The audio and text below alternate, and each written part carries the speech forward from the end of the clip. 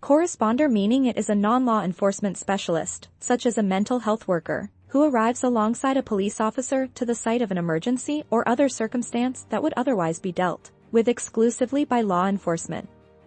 Depending on the context, the term a corresponder may apply to either, or both, members of a cooperative unit, with both the police officer and the non-law enforcement professional being regarded each other's corresponder. According to the theory behind corresponders, many situations that are traditionally handled by police can be handled more effectively by mental health professionals and behavioral health specialists, particularly in cases involving people who are afflicted by mental health problems or who are addicted to drugs or alcohol. A corresponder is a person who is trained to de-escalate or assist police in de-escalating situations that may otherwise end in an arrest, hospitalization, violence, or self-harm.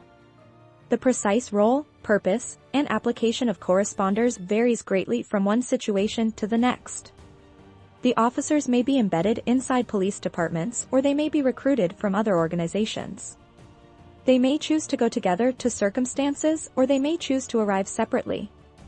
The term a corresponder is often used in conjunction with other terminology that refer to this kind of system, such as corresponder team, corresponder unit, and corresponder training.